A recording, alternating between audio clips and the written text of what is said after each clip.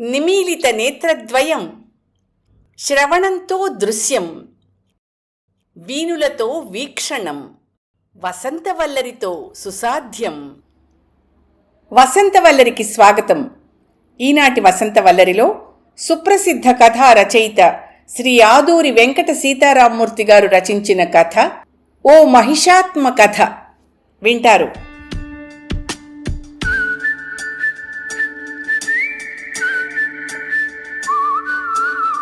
లోకమంతా చిక్కని చీకటితో నిండి ఉంది.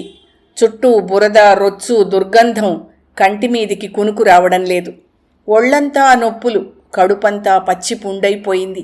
వీపు మీద తేలిన తట్లలోంచి రక్తం చిమ్మి మంట పుడుతోంది.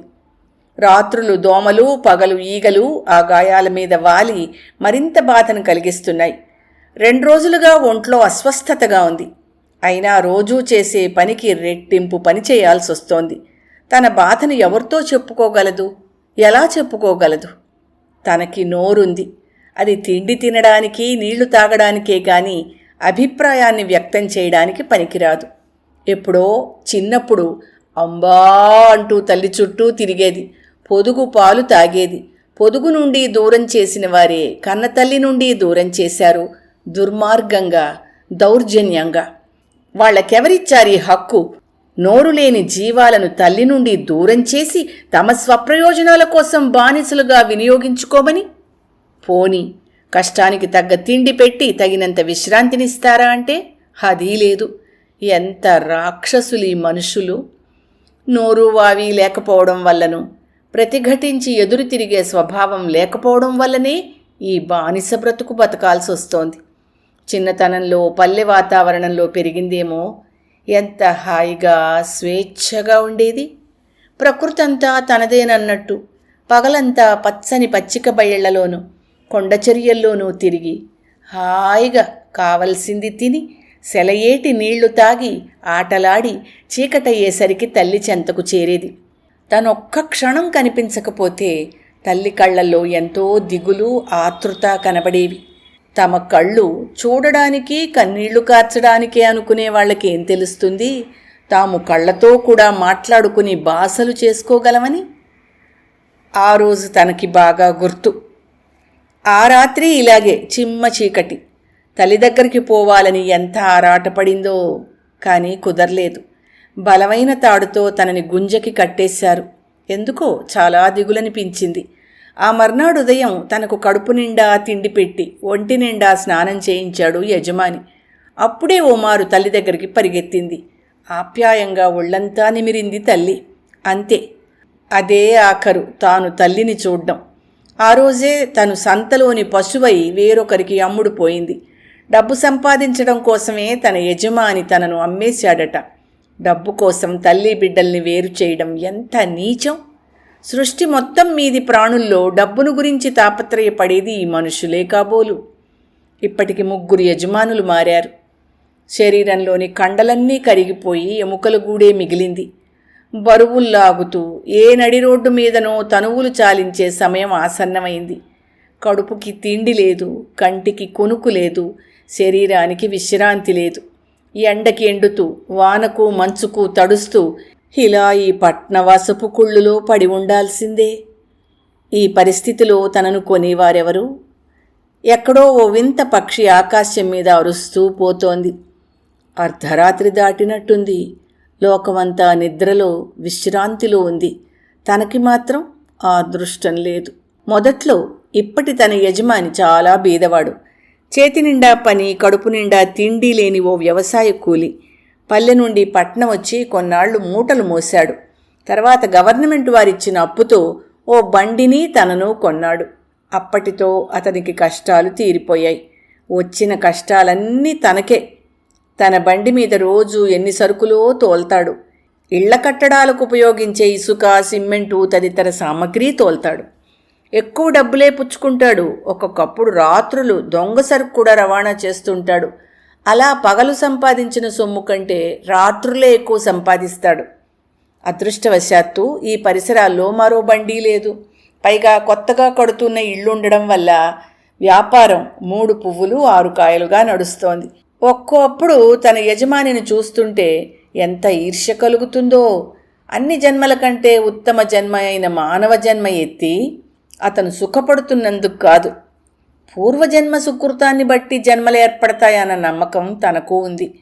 పూర్వజన్మలో తను ఇప్పటి తన యజమానిలా ఏ నోరు లేని ప్రాణుల్ని హింసించిందో, ఈ జన్మలో ఇలా లాఠీ దెబ్బలు తింటూ బతుకున్నంతకాలం బానిసై బతకాల్సి వస్తోంది.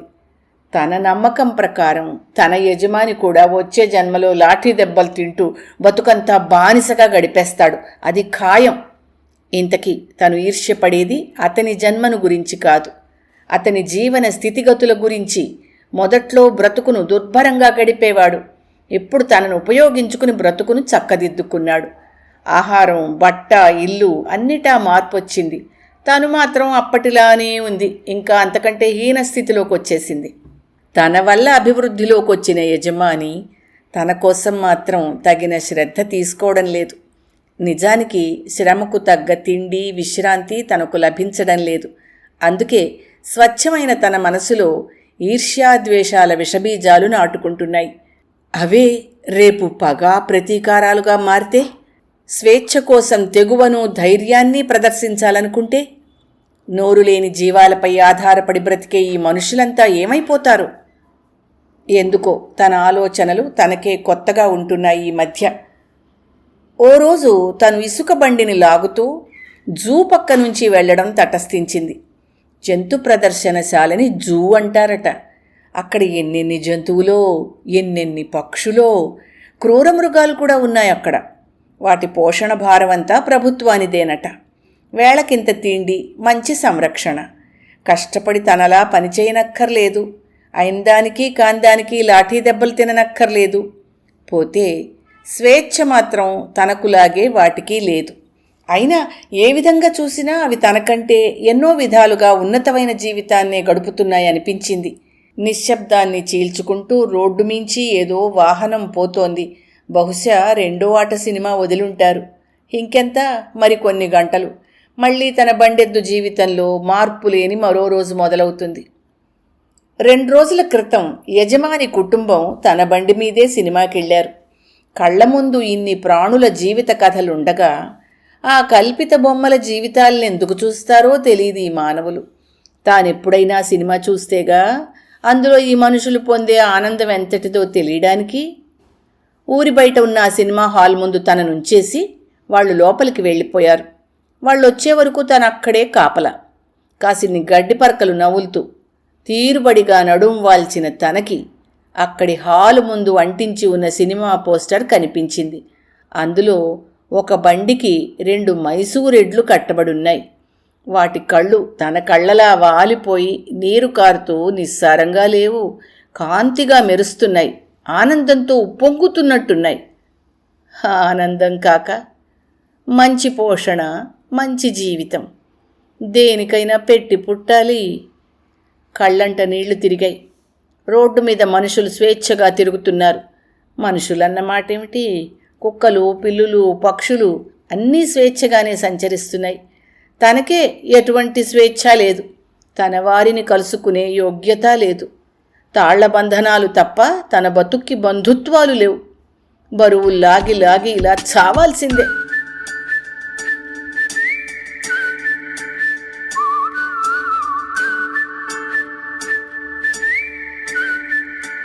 కళ్ళు పొడుచుకున్నా కునుకు రావడం లేదు. శరీరానికి, మనసుకి విశ్రాంతి లేదు. దూరంగా తూర్పు దిశ తెల్లబడుతోంది. తెల్లవారుతుంది, పొద్దుగుంకుతుంది. సూర్యుడికి తనలాగే గానుగెద్దు జీవితం. అయితే సమస్త సృష్టిని మేల్కొల్పే శక్తి అతనికుంది. చరాచర జీవుల పరిణామ ప్రవర్తనలు ఆయన గతిలోనే కేంద్రీకృతమై ఉన్నాయి. అందుకే కాబోలు ఆయనను ప్రత్యక్ష భగవానుడిగా కొలుస్తారు. ఆలోచనల్లోంచి ఎక్కడో ఓ వెలుగు కిరణం మనసుని తాకింది. మెదడు పదునెక్కి వెలిగింది. ఒకంత జ్ఞానోదయమైంది. అవును, తనెందుకు ప్రయత్నించకూడదు? సృష్టిలో ఇన్ని ప్రాణులకున్న స్వేచ్ఛా జీవనం తనకు మాత్రం ఎందుకు లేకుండా పోవాలి? మానవులకున్నట్టు ఈ కుటుంబ వ్యవస్థలు, సంసారాలు, సంస్కారాలు, బంధుత్వాలు లేకపోతే పోయే. తన జాతివారితో కనీసం కలిసిమెలిసి తిరిగే అవకాశం తనకెందుకు ఉండకూడదు? ముందు కాళ్లతో భూమిని అదిమి పెట్టి లేచి 4 కాళ్ల మీద నిలబడింది. ఇప్పుడా కాళ్లల్లో నిస్సత్తువ లేదు. కంఠానికున్న తాడుని బలంగా లాగింది. అదే బంధనం. అట్టే కష్టం కాకుండానే బంధనం ఊడిపోయింది. తనెక్కడికి పోలేదని తన యజమానికి తన మీద నమ్మకం. ఎంత భరోసా! ఇక తనెవరికీ బందీ కాదు, బానిస కూడా కాదు. తనకిక ఏ యజమాని లేడు. సృష్టిలో అన్ని జీవుల మాదిరిగా తను ఇంక సంచరిస్తుంది, ఆహారాన్ని సంపాదించుకుంటూ బతుకుతుంది. అడుగులు ముందుకు పడ్డాయి. వడివడిగా మనసు లేగదూడలా చెంగున ఉరికింది. అడ్డుగోడలు, మార్గాలు అన్నీ దాటి పచ్చిక మైదానంలోకి ప్రవేశించింది. అలసట, పరుగు వల్ల వచ్చిన నిస్సత్తువ అక్కడ కూలబడిపోయింది.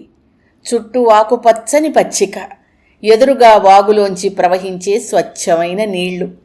కోటి కిరణాలతో తూర్పు కొండ మించి తొంగి చూస్తున్నాడు కోటానుకోట్ల ప్రాణులకు ప్రాణదాత అయిన సూర్యభగవానుడు. మగతగా కళ్ళు మూతలు పడ్డాయి. ఆ ఆనందం, ఆ తన్మయత్వం, ఆ స్వేచ్ఛ ఎంత క్షణికమో ఆ మహిషాత్మ ఊహించలేకపోయింది ఆ క్షణంలో.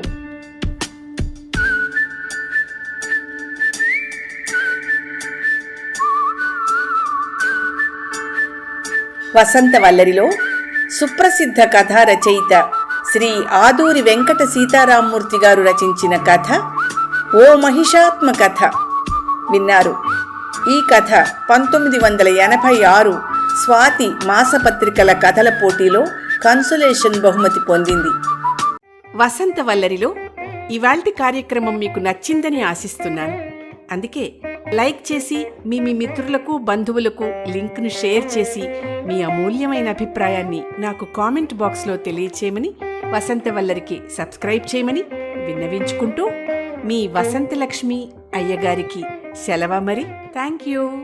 వసంతవల్లరి మిత్రులు, శ్రేయోభిలాషులు, వీక్షకులు, శ్రోతలు అందరికీ ఒక విజ్ఞప్తి. గతంలో లాగానే ఎప్పటికప్పుడు నా కథలను విని స్పందన తెలియచేయమని కోరుతూ, నేను చదివిన కథ మీకు బాగా నచ్చినట్టయితే తప్పకుండా హైప్ ఆప్షన్ నొక్కి నన్ను ప్రోత్సహిస్తారు కదూ.